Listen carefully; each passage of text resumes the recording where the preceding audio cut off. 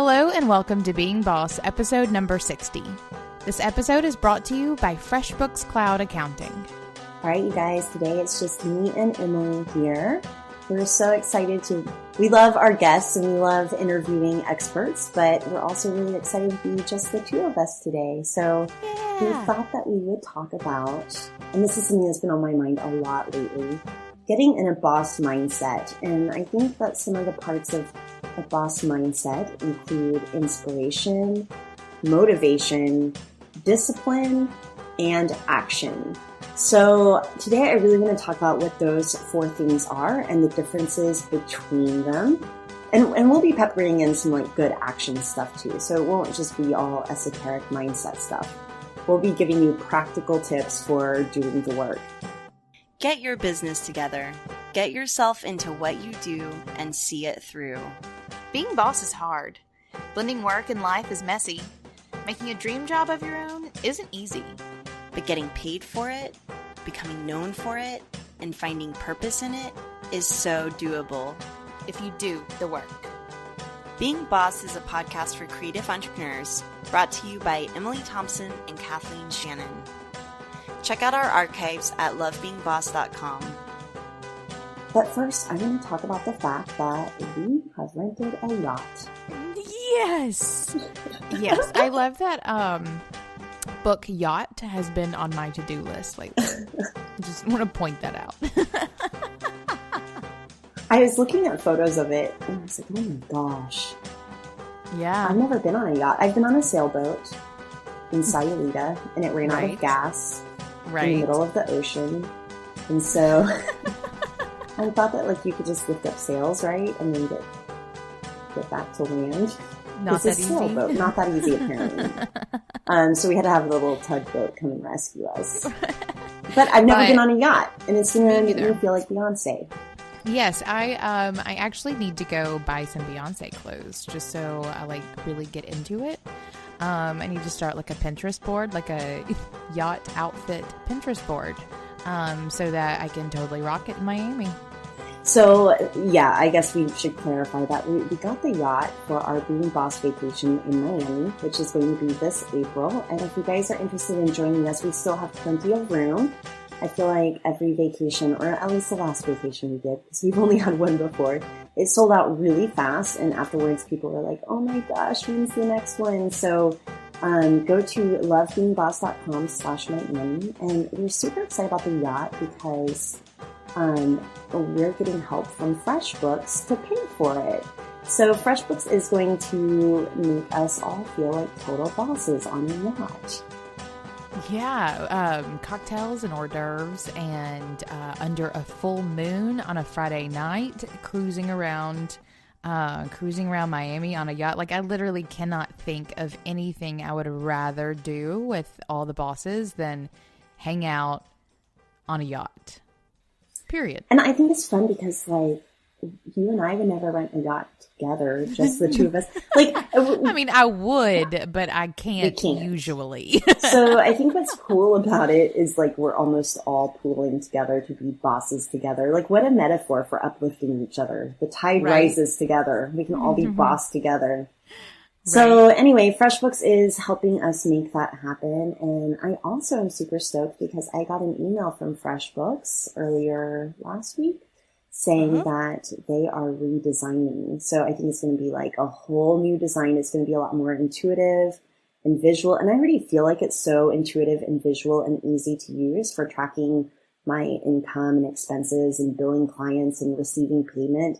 So I don't know how they're going to make it even more, even better. But that's what I love about FreshBooks is that they're constantly tapping their team to make things better. And they're actually listening to feedback from real customers. So I'm super stoked about the redesign. It should be coming out this summer. And we're also talking to FreshBooks about going to Toronto in September. So I think we penciled in September 10th if you guys want to save the date. It's not fully confirmed, but I think it's happening. So I'm probably talking about all this stuff too early. But anyway, FreshBooks, we love partnering with them. And if you guys want to try a free trial of FreshBooks, just go to freshbooks.com/beingboss and enter Being Boss in the How Did You Hear About Us section, and they'll give you access to a free trial. You'll get to see how awesome it is and go from there. Okay, enough about our yacht though. Let's get into this episode. So I wanted to talk to you, Emily, and I feel like the winter months is a good time to talk about this because I think we're both feeling a little tired, if you will. I'm tired and a little pissed and just overall feeling less than inspired. I just want to go get in bed with a cup of tea and sleep all day and probably not leave the house and become a little bit of a hermit, and we'll see. Oh, man. It's all very dramatic. You need that Miami sunshine. And it's funny because I never see you like this. I feel like you're always the, like, pull them up by the bootstraps kind of girl. Oh, I'm still doing it. And that's one of the things I'm excited about talking about today. And this, like, difference between inspiration and motivation versus just getting shit done, because sometimes you're not inspired, you still just have to get shit done, and that's kind of where I am at the moment. Is I'm not inspired, but I have things to do, so I'm here doing it, and it's good to go. So let's talk a little bit about inspiration. What is inspiration for you? What does that look like? What does it feel like? When do you know that you're inspired, and when do you know that you're not inspired? Oh, that's a lot of good questions. So inspiration to me, or getting inspired for me, comes from being out of the element of whatever it is that I'm doing. So, if I'm trying to get inspired for a website, it's going to look at some good magazines in bed. Or if I'm trying to get inspired to write a blog post, I'm going to leave the house and go do something. So for me, it's like getting out of the headspace of what it is that you're doing to just sort of live and intake and output and all of the things, like, while mindfully, like, cultivating inspiration for whatever your task is. So that's what it is kind of for me. It's finding elements in all parts of life that you can bring back to the task at hand. And that's where I usually find it. Yeah, what were your other questions? There was like a bundle of questions there. I don't remember part 2. Can you think of a moment whenever you were like, this, I'm so inspired? And what did that feel like? Every time I pick up a Bon Appetit magazine. Every single time. I swear, like, the design of that magazine kills me in the best kind of way. Like, and it's constantly evolving. I've been a subscriber for a long time, so I've, like, watched a really good evolution of the design of this magazine. And it's just like, I don't know, they take great photographs. They use some, like, hand-drawn elements paired with really amazing typography and these cool pops of color, even though overall it's usually pretty monochromatic. I mean, it's really inspiring to me in terms of, like, design, and considering that's what I do a lot of, that's important to me. But also I love to cook. Like, cooking is one of my favorite hobbies. Whenever I'm not working, I'm usually trying to find something yummy to cook and cooking it and loving eating it. So Bon Appetit for me is a place where every time I pick up one of those magazines, I know I'm going to be hella inspired in terms of, like, photography and how I want to Instagram or design and the sort of things I want to, create for my clients or for myself, as well as just things I want to cook and, like, have in my life and the smells and flavors I want to surround me. I love that. Yeah. I think looking at beautiful things is always inspiring. I agree. What about you? What do you find inspiration in? Well, it's funny. For me, inspiration feels almost divine or spiritual. So I'm probably going to get a little woo-woo here. Way to take it up a level, I'm going to take it up a level. So, like, obviously looking at, like, my best friend's Instagram feed. She's super minimal and all of her stuff is beautiful. Like, that inspires me to live a more simple, beautiful life. But I think that for me, inspiration is whenever I'm doing the work and something almost magical hits, where I feel the urge to create something that is beyond me. or it feels like easy, almost like, I guess inspiration to me feels the same as flow. Like whenever you're in a flow state and time is no longer a dimension and it doesn't matter and you can knock out something in 15 minutes that would normally take you 2 hours. Like for me, that's what inspiration feels like. But I find that what has been most inspiring to me lately is reading books. Anytime I read something, it inspires me to think new things. It inspires me to create new things. Also dinner parties or a coffee with a really great girlfriend and kind of hashing out some different ideas. Anything that forces me to think new thoughts is often inspiring. So I know that anytime I'm picking up my journal and I have to like write something down that really inspired me that day, like that's whenever I know I'm inspired, is that I have to like track it. I have to write it down so I don't lose it. So I guess for me also inspiration is really fleeting and it's not something I rely on to do the work. It's kind of like the icing on top. So that's for me what inspiration is, and that's what it looks and feels like. Nice. So I have a question about, well, I guess when do you feel the most inspired? I mean, I think I feel the most inspired probably whenever I've read something really amazing or I've had a really good conversation, and it's like kind of that processing time afterwards that happens. Gotcha. Is probably Good. whenever I feel the most inspired. So I think for me, that's why it's so important, and that's why it's such a value and tenet and something that we're preaching in Being Boss is cultivating your creative pack, right? And so getting FaceTime at events like Miami, or even, it doesn't have to be an event like Miami, but I will tell you every time I travel, especially to connect with other creatives, I feel so inspired on a really deep level. So that's whenever I really do feel most inspired. Yeah. I think that awesome. And I think traveling too, like you said, gets me out of my element on a grander scale. So like, I like to be inspired in small ways, where it's like I'm journaling something that feels exciting or like a new concept to me. But I also get inspired, yearly on these trips that I take and vacations, and just seeing new things is so inspiring to me. So yeah. I agree. Traveling to me is one of those times that I just relish in inspiration. Whenever we did our big road trip this summer, I started an Evernote notebook and like put it in my quick links and all that jazz. And I mean, daily, every single day, multiple times a day, we'd just be driving down the road or, walking through a forest or whatever. And things would come to me and I would like open up this Evernote and start jotting things down. And it's still content and things both for life and also like newsletters and things like that I am still going back to and like garnishing information from. Because for me, travel is another one of those places where I am the most inspired, because you're so far out of your element that you're sort of in a different box. And, when you're sitting in your corner, like hustling it out constantly, your sources of inspiration start to decline. You're seeing the same things every day. You're talking to the same people every day.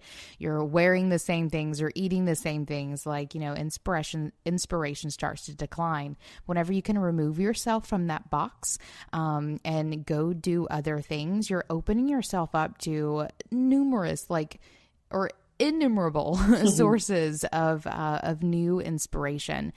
So travel for me is the same thing. I think that getting out of your element, going new places, meeting new people, talking to new people, and doing new things is just an insane source of inspiration. Something about what you were saying made me think about one time my husband and I rode our bikes down to like a local shindig that was happening whenever normally we would have driven. And so even within the realms of our own city, there was this sense of exploration, but a different change of pace because bikes are slower than cars. And I felt really connected to the road and all the things that I was seeing. And I was noticing houses that I had never noticed before. And that was really inspiring to me. So I think that there are little tiny things that you can do to open the channels for inspiration. But again, I think that there's a difference between inspiration and motivation and discipline. So let's move on to motivation. Because I think that it's easy to lump in inspiration with motivation, or that you have to be inspired to be motivated, or but I don't think that that's the case at all. So let's talk about motivation. And what I really want to talk about is what motivates us to do the work. So what motivates you? Like, what are the motivating factors in your life? Sure. So goals are a huge motivator for me. So, and that's like family and business goals. Like, right now we need to get a new French drain for our house. So knowing that I have this goal to start like bettering our house gives me motivation to do the work that I need to do to make my house cooler. Or for me, a huge motivator is my kid. Like, she's at an age right now where she's trying to figure out what really interests her and what it is that she, wants to be doing all day. And, if I had a day job and came home angry every day, or, wasn't here as often as I am, I don't know, that would be it wouldn't be the same motivating factor for me to go to work. For me, the motivation is Lily seeing me doing something that I create my own rules around, I guess. Like, my job is my job. I think also for you, with Lily seeing you, it holds you accountable to being a boss. Like, you can't really slack off in the middle of the day and watch Netflix because you're trying to instill a work ethic into Lily. Absolutely. I mean, having her around certainly motivates me in numerous ways. And yeah, if I were to take a nap every day at noon, she'd probably just think I was a lazy ass and not actually getting anything done, even though it's really what I want to do. And that's actually, maybe I should create a little napping area in my office and just close the door and tell them I'm on a phone call or something. It's not a bad idea. But yeah, so Lily is a huge motivator for me. Having her see David and I, like especially the pair of us working together, is really huge to me.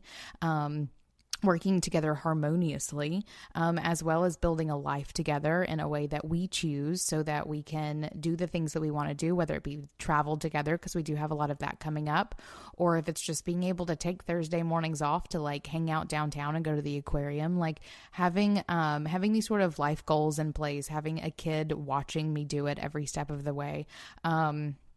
And, what life is going to look like even after she goes off to college or whatever that looks like. Like, those are the things that motivate me. Goals motivate me. My family motivates me.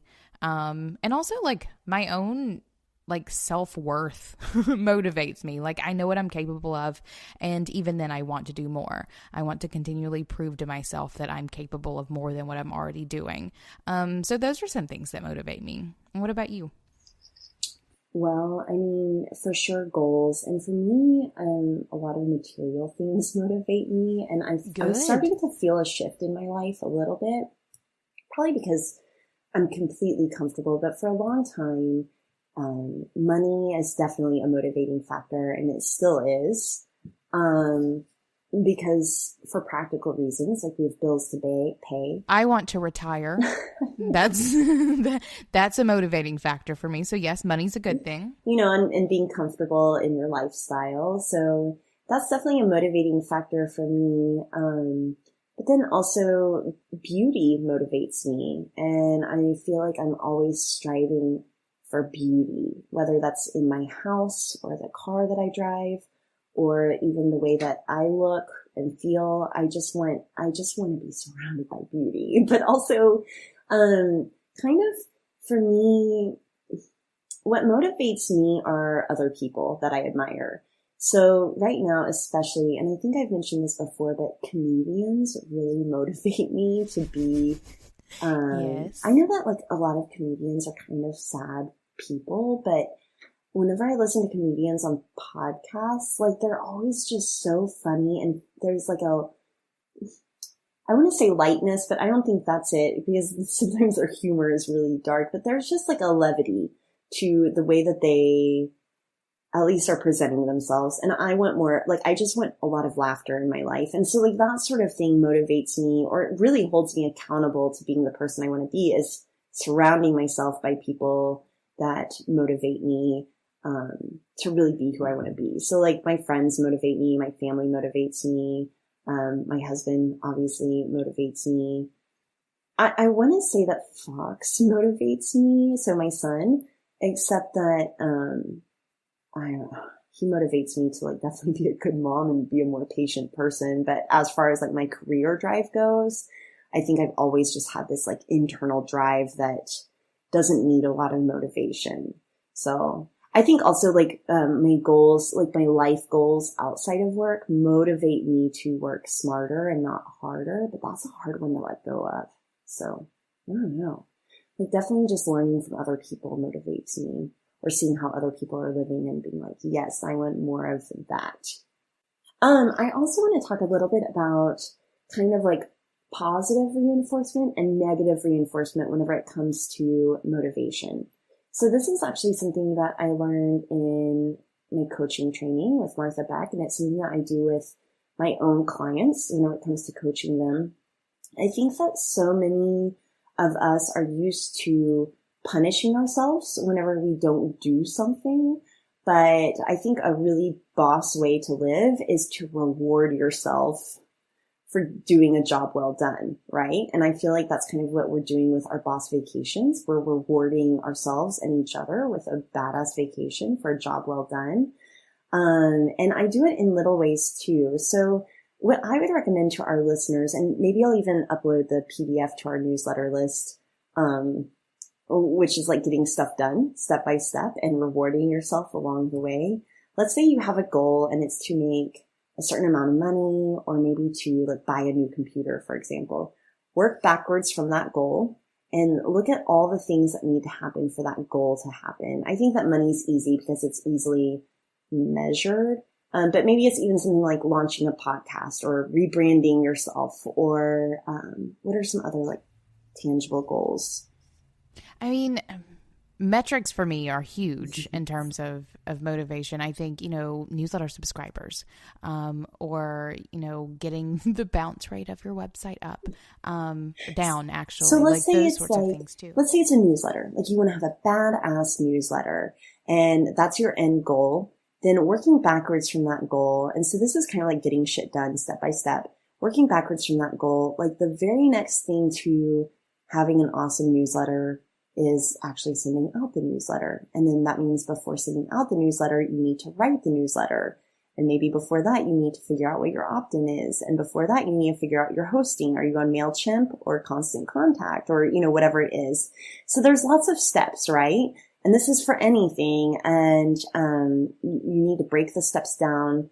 And then with each step, there's an action. So it might be researching different newsletter hosting, creating an editorial calendar of content. Like these are all the steps along the way. And so in some ways it can be overwhelming because a newsletter seems like it should be really simple, but then you start to pick it apart step by step and there's like a million different tasks. Like if only you guys could see our Asana task list for launching our new Being Boss website. Lord help us. But like probably what we should do in our Asana, and this is what I do with my like physical to-do list and what I coach people to do, is to reward yourself after you do each action step. Yeah, why don't we have rewards here? We should start doing that. But it can be simple. And like, I think that a lot of us feel like we need a lot of money to reward ourselves, but you really don't. Like, so some rewards. Sometimes I just need a piece of chocolate. Exactly. So like, so if you actually break it down into your 5 senses, this is a really great way to think about rewarding yourself. And for me, this is a motivating factor.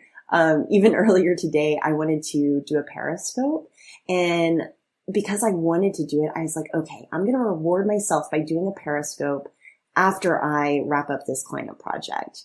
So it really motivated me to finish the client project by rewarding myself with a Periscope session.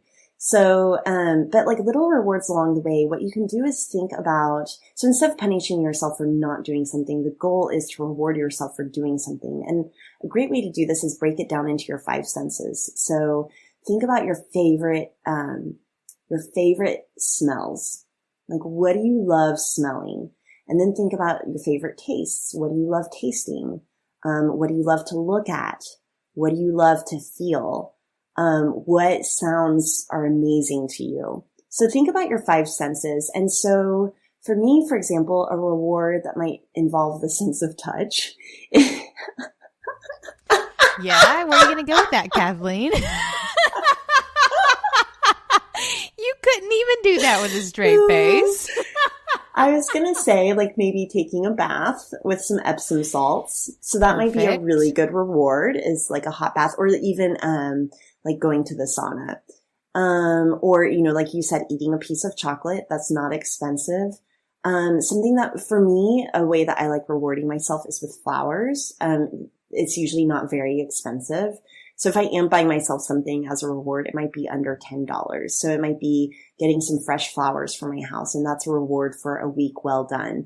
A piece of chocolate for sure is a good one, or like an awesome cup of coffee, which I reward myself after my workouts with an awesome cup of coffee. So like there are different things that you can do. So I would love it if you bosses out there would attach rewards to your to-do list, where once you get something done, you reward yourself. And I think on like, it takes us back to our childhood, and instead of negative reinforcement, we get positive reinforcement, and we start to feel really good about doing things. Maybe I'm just a total hedonist and seek out pleasure all the time, but I like rewarding myself. I just do.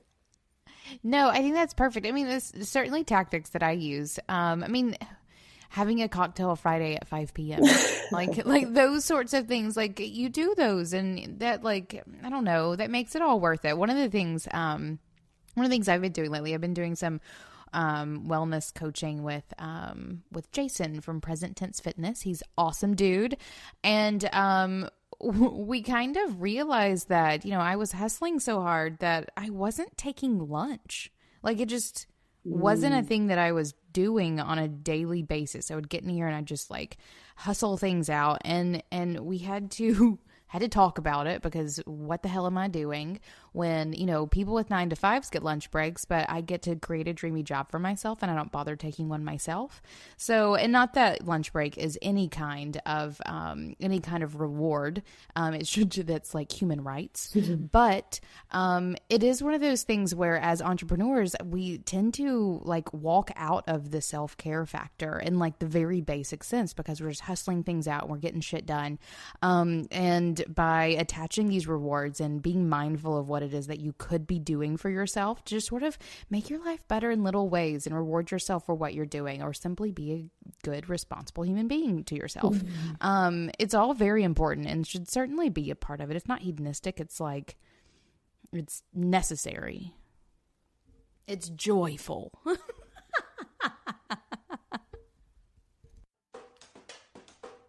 Emily here, coming at you to talk about managing your schedule. One of the hardest things about being boss is how many people can be vying for your attention. From clients and customers to online buddies, real life friends and family, and more, scheduling time to focus on your work or yourself gets more and more important the more boss you get. Our friends at Acuity Scheduling are here to help you take back your calendar, giving you the functionality you need to easily block out times for focus and leaving time open for checking in with clients and friends with an easy-to-use interface that matches your actual schedule, with available appointment times making it impossible for your schedule to get hijacked by another meeting. Schedule clients without sacrificing your soul. Sign up for your free 60-day trial of Scheduling Sanity at acuityscheduling.com/beingboss. Now, let's get back at it.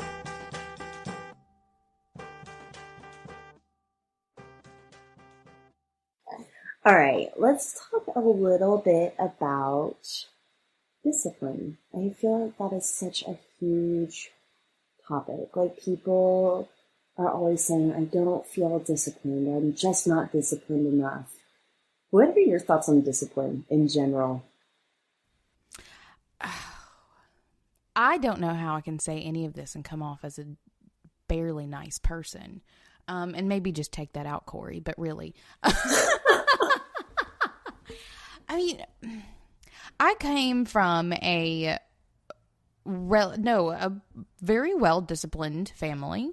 So I knew from a very young age what manners looked like, and I knew how to behave myself. And I knew that how to self-discipline, because the last thing in the world you wanted was my mother or my grandmother's evil eye, because that shit's scary. Like when they look at you like that, that shit is scary. So discipline for me came from a super young age, and to the point now where, you know, when I'm at Walmart or what, I don't even go to Walmart. Because Walmart's where all the baby kids go.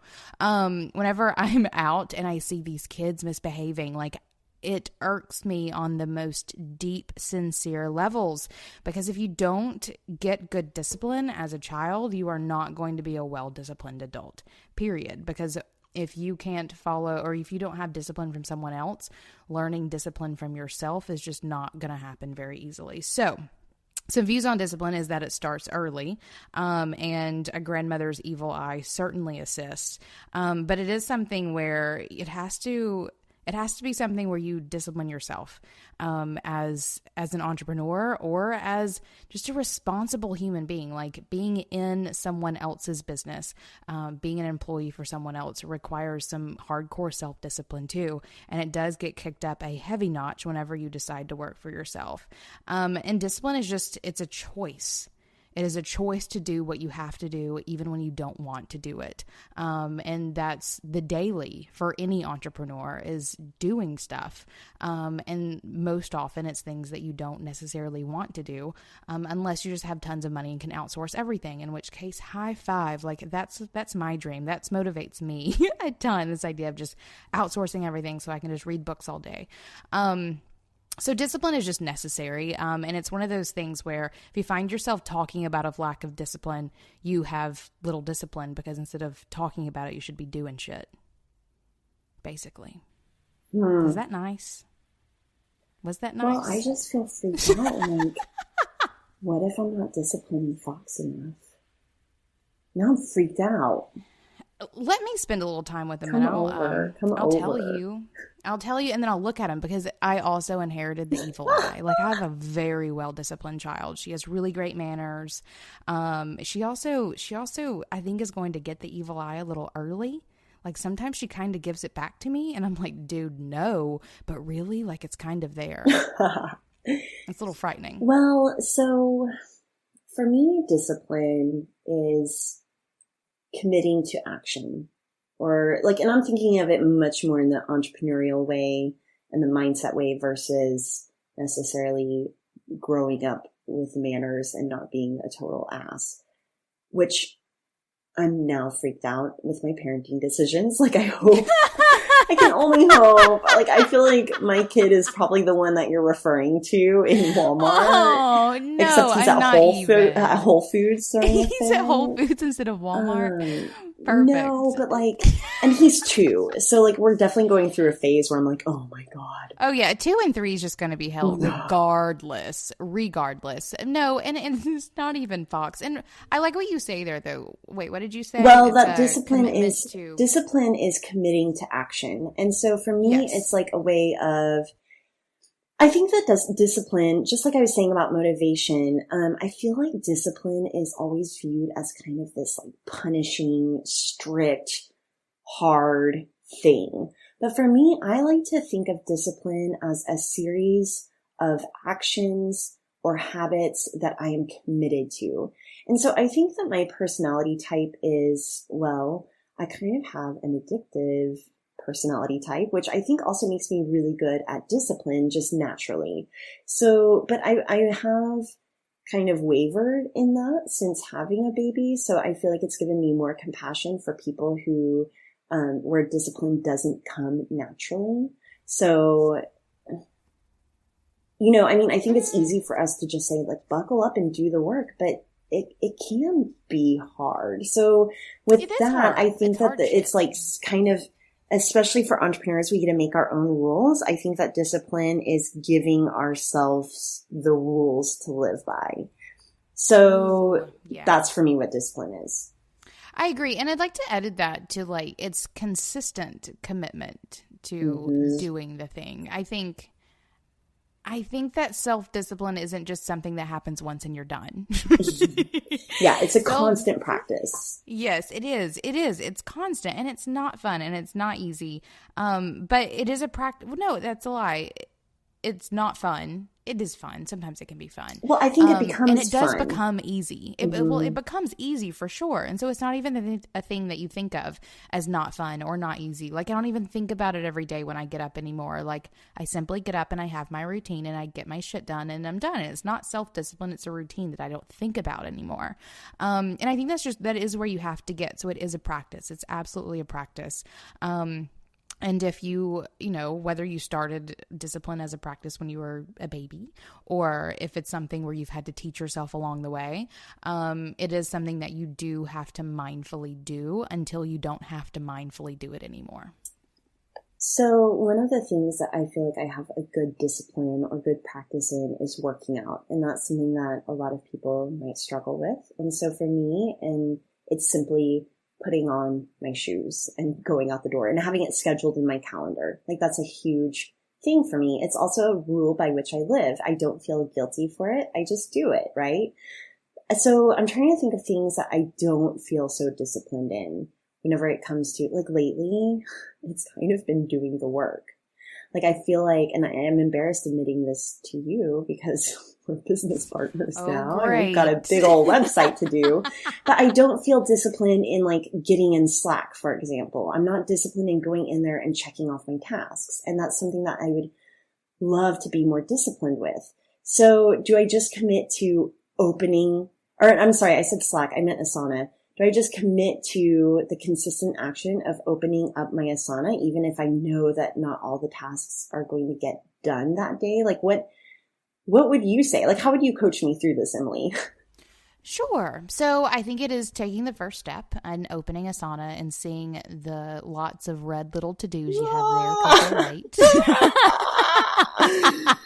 And because I do this, like my Asana, especially my indie Asana, on any given day, like I spend all my time in meetings these days. Like, it's just a thing. Like, every single day I feel like I leave the studio and I tell David, like, well, I didn't get shit done today because I'm in a meeting all day long. But consistently, the team is giving me to do. So I'm right there with you. And so I'll open up my Asana and I'm like, holy shit cows. Like, how did this happen? Where I just have tons of to-dos and half of them are red and the rest are green because they're due today. And what I do is I have to, like, I'll get out my notebook because I have this like thing with physical to-dos, and I will write down 3 things that I can do. 3. Just for the day. Like, I had to do this today. Yes, I had to do it just today. And the 3 things on my to-do were work on a client website, design the Being Boss subscribe form for the new site, and to design the footer. Like, those were the 3 things, and I got them all done. And so now I can have this meeting. I can leave the studio today and tell David, you know what? I actually got shit done today. Okay, so even if you have more stuff in your Asana, like, you obviously have more than 3 tasks in your Asana, right? A lot. Like, because even recording this was a task in Asana. So you have a lot more, but you're making a physical to-do list. This is going to help me so much because I feel like because I have 10 tasks in Asana on any given day, plus emails that have not even made their way into Asana yet.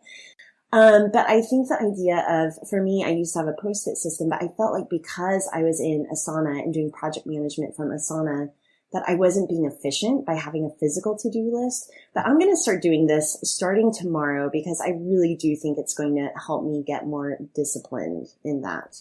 Yeah, absolutely. I mean, I have to, and I'm right there with you because, like, indie is one, Being Boss is a whole other, like, side of Asana that we have, and they're both full of to-dos.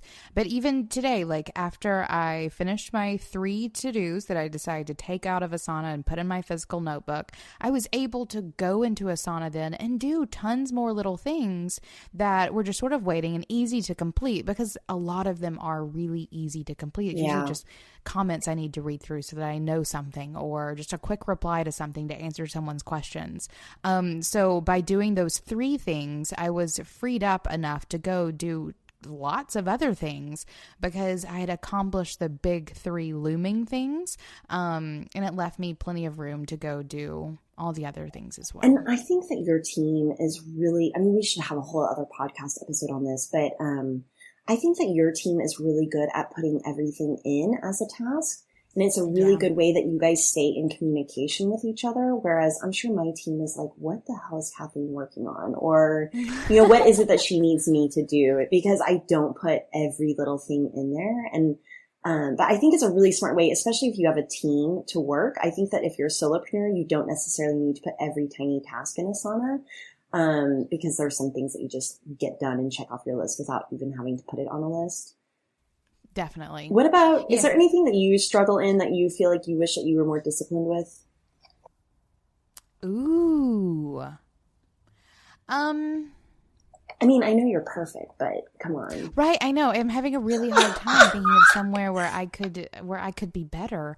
No, I think working out is one of mine. Like I'm working on a daily yoga practice that right now is about 4 days a week.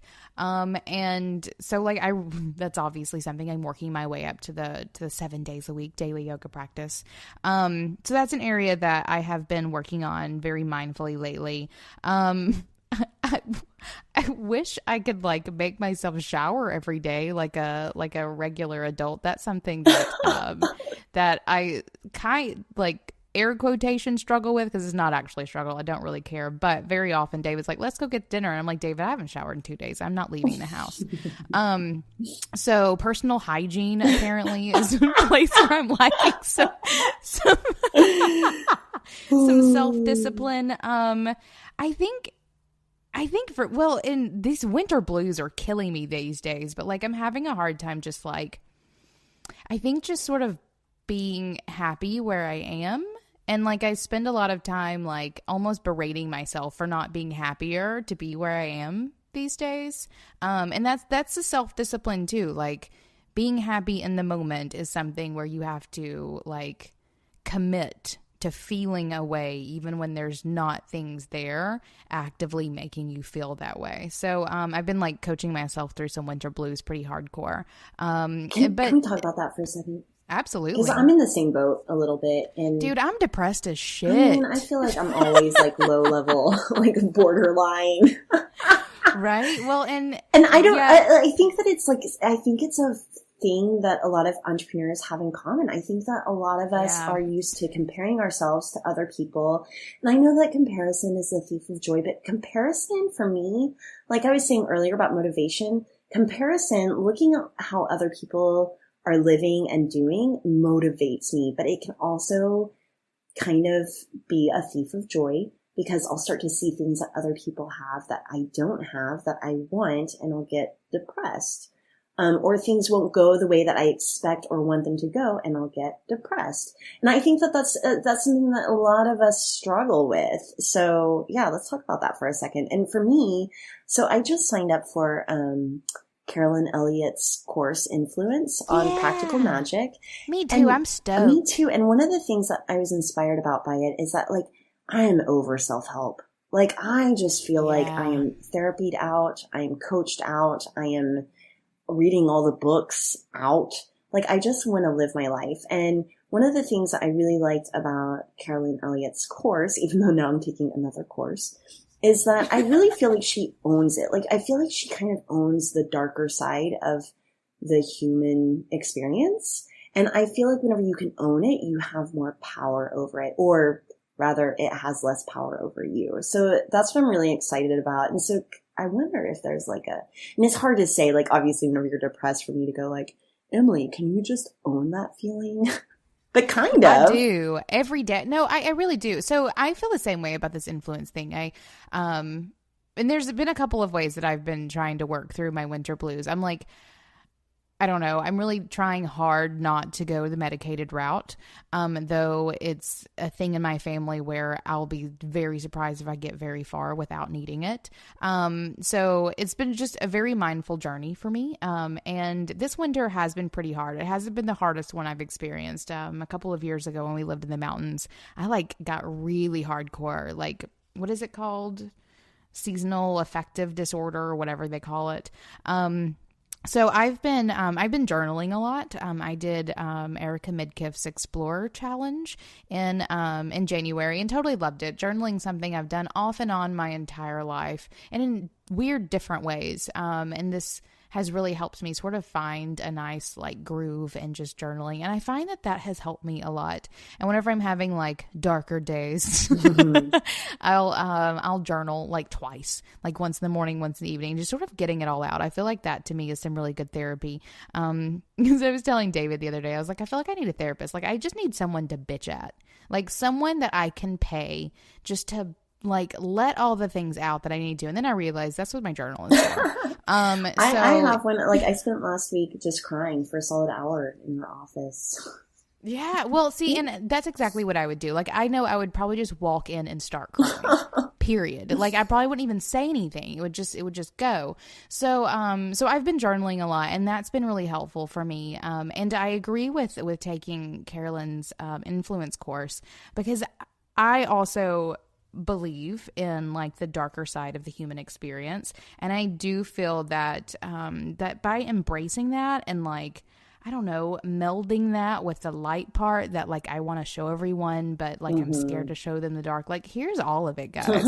And I'm really excited about taking this because it seems like, and apparently to both of us, that's something that that it will help us do, sort of, I don't know, intertwine the two so we can be more truly ourselves and get out of this rut. Oh, but circling back around to like what motivates us, earlier I was saying it used to be kind of more of the material things, but as I'm gaining more financial success and I have all the things I could really truly want, the things that really motivate me now are actually on a more spiritual level. And so really wanting to tap into that, I'm motivated by it. I'm inspired by it, but that's something that I want to be a little bit more disciplined in, is taking time to tend to my soul and my spirit.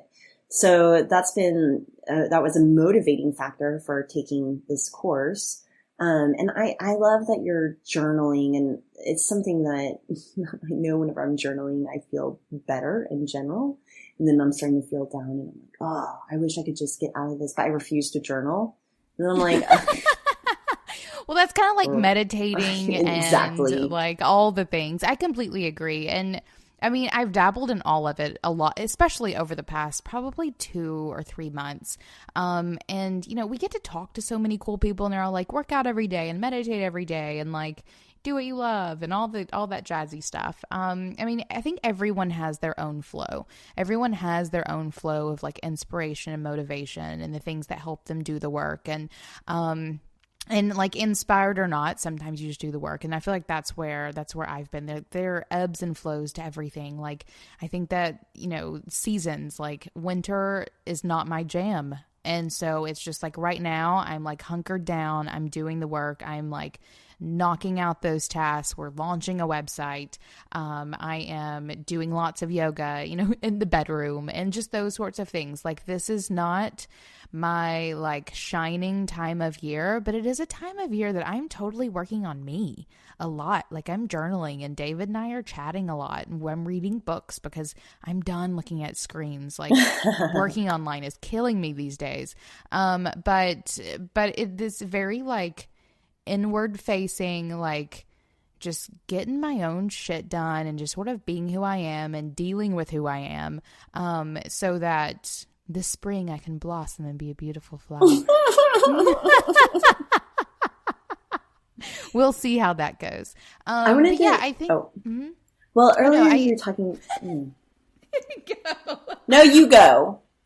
I don't remember what I was saying. I'm sorry.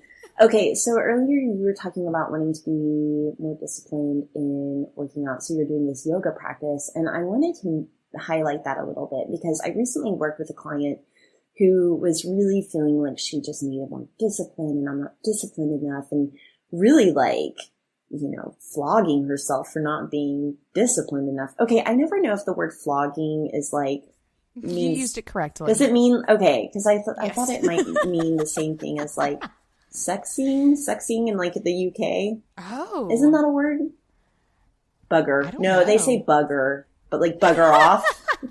I always get bugger off and like flogging. Like, who gave us a podcast? Like, I always wonder, who like, did that? Does flogging mean masturbation? So anyway, she was maybe, I don't know. She was flogging herself. It took it to a whole She other may or place. may not have been flogging herself for not being disciplined enough. And so one of the ways that we were able to reframe it was to just try this. Replace the word discipline with practice. And I think what that does is it allows us to make mistakes and to fail. Yeah. So like whenever you're practicing yoga and you get into a warrior 3, if you fall down, it's no big deal. You're not going to be like, oh, I'm not disciplined enough. You're going to say, I'm still practicing. So I'm going to practice getting into a sauna and having a better to-do list. You're going to practice some yoga. Right. We're going to practice being happier. Right. It's all good. It is all good. It is all good. And I think that's part of.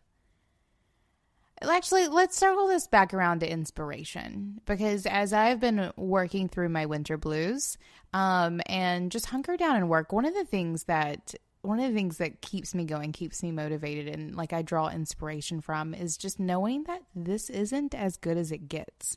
And like, I think that's something that a lot of people, right? Like, I'm feeling that. Good. It has been better and it will be better. It's just the ebbs and flows. Like, you just got to roll with it. And when it's down, just hunker down and get it done. And when it's up, enjoy the hell out of it. But you know what else is cool? Like, I can't wait to be on that yacht in Miami. I know. And to even then be able to say, this isn't as good as it gets. Like, having that hope that life is always going to, like, not waiting for the other shoe to drop it. Keeping the faith, really, that life is going to continue to deliver and be awesome. And of course, like, there are going to be the days that are shit, but either way, this isn't the best that there is. Like, it'll just keep getting better. Or maybe. Yep. Or maybe this is the best that there is. No, this is not the best there is. Shit's going to get better. I can go make a bowl of ice cream right now and it'll get better. Like, there are always things that you can do that will make things better. I think that's, I don't know. I think that's just sort of my lesson these days is like, I'm in it and it's fine. And like, we'll keep going. Breathing has been something I've had to practice a lot lately. And it's something that, came to me recently that I'm not breathing well. Like, I'm breathing very shallowly. And I'm not like filling my lungs well, and I'm not getting the air out well. And so that's something that, like, a couple times every day, I literally have to stop myself and just like take a couple of deep breaths. Like, I think like little things like that, I mean, it makes me feel better, but little things like that can just sort of slowly improve if you're having a down day or a down week or a down quarter, whatever it may be. Things will look up. So either looking back, seeing the things that you've done and sort of drawing inspiration from that, or, being motivated by the things you plan to do in the future. But all together, also being in the moment now, taking a deep breath, some self-discipline in yourself, and getting shit done. So it's funny that you mentioned breathing, because to be inspired, I think that the root of that word is to breathe. Or like to breathe in spirit. I'm serious. Like, I remember learning that in yoga one time. And our friend Tish Tate, who is at Being Boss NOLA. A beautiful person. Yeah, she's coming back to Miami and will be leading us through some breathing. And there is nothing like breathing that helps move some shit out of your system. Amen. It's amazing. So I think that breath is something that it's such an easy tool. It's so easy, in fact, that we can take it for granted. But that is a really great way to move some energy and to literally get inspired. Just to breathe it in. Yeah. Oh, good. I like that we brought that full circle like that. We're good. All right. Well, it's been great chatting with you today. I feel really good about this. It's been good chatting with you today. I missed doing this with you. Me too. And we're going to be bringing back the mini-sodes. So yes, in those mini-sodes, it'll be you and I chatting, and we'll be doing a lot more listener questions, so Q&As. And I love to be able to find a way where we can actually like even call up a listener on Skype and have them ask the question. And then, you know what I mean? So it's like a Q&A over... So I'll start organizing that. I'll put that on the to-do list. just nicely, won't you knock some things off? But it might be, I'm going to Mexico in a couple of weeks, so it might be actually after Mexico. Oh, there we go. That's good. All right, good. Thanks, Kathleen. Thank you for listening to Being Boss. Find show notes for this episode at lovebeingboss.com. Listen to past episodes and subscribe to new episodes on our website, on iTunes, SoundCloud, or Stitcher. Did you like this episode? Head on over to our Facebook group by searching Being Boss on Facebook and join in on the conversation with other bosses or share it with a friend. Do the work, be boss, and we'll see you next week.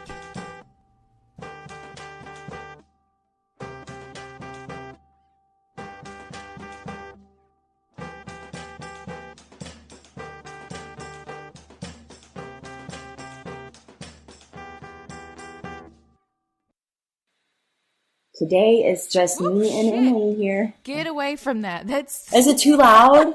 Okay, hang on. How's this? Is that too loud? No, that's much better. Okay. You just scared the hell out of me. Okay. I know. You may continue. Here, let me see if my sound is peaking. I think is that good? Is that yes. okay? Okay. Yes. All right, do it again. Do over.